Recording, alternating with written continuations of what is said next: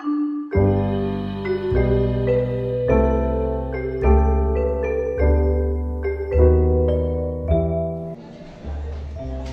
આપણે હવે અંદર જાશું છોટું ભાઈ. ચાલો પાણીની બોટલ ઉપાડો.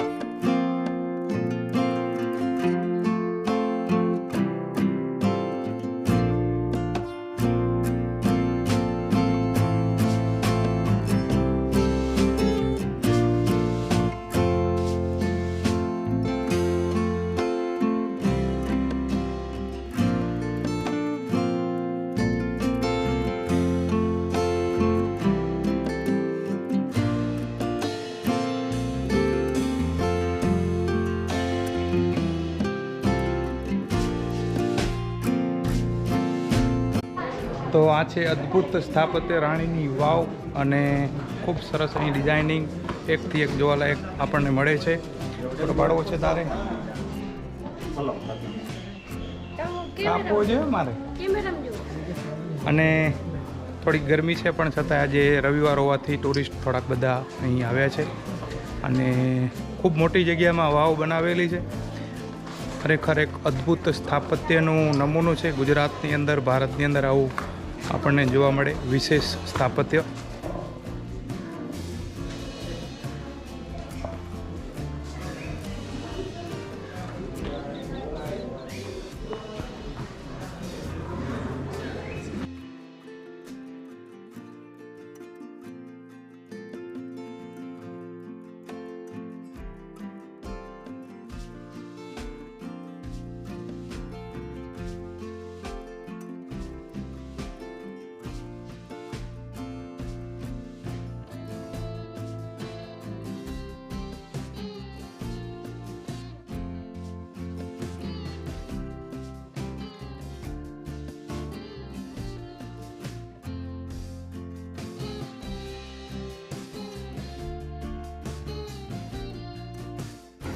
જે મુખ્ય જે વાવ છે તે સામે ત્યાં છે, ત્યાં આપણે ઉપર જઈને પણ જોશું. અત્યારે ત્યાં અંદર પાણી જોવા મળે છે.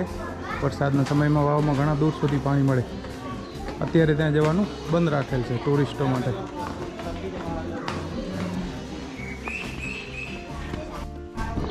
અનેક સ્થાપત્યના નમૂના ભારતમાં, ગુજરાતમાં જોવા મળે છે, પણ એક વિશેષ જેને દરજ્જો આપી શકાય એવી રાણીની વાવ ખરેખર એક ઉત્તમ નમૂનો છે સ્થાપત્યનો. અહીંની ડિઝાઇનિંગ જે પથ્થરોની અંદર કરવામાં આવ્યું છે, આટલી મોટી વિશાળ જગ્યામાં પરફેક્ટ ડિઝાઇનિંગ કરવું ખરેખર ખૂબ તે સમયે જોરદાર કાર્ય રહ્યું છે. અત્યારે તો ટેકનોલોજીના આધારે આપણે ઘણું બધું કરી શકીએ, પણ જે તે સમયે આવું સ્થાપત્ય ઊભું કરવું ખરેખર એક મોટું ચેલેન્જિંગ કામ રહ્યું હશે.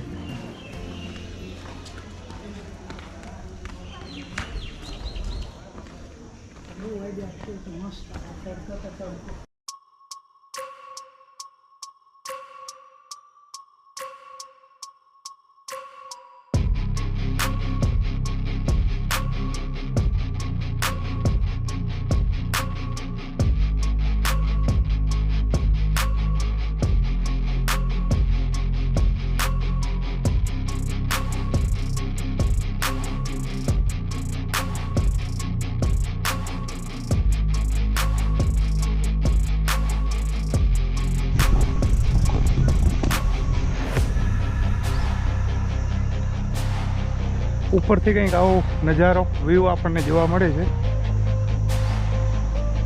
સામે ત્યાં ટુરિસ્ટ રોકાઈ જાય છે, ત્યાંથી આગળ આવવાની મનાઈ છે. અહીંથી વાવ કંઈક આવી જાય.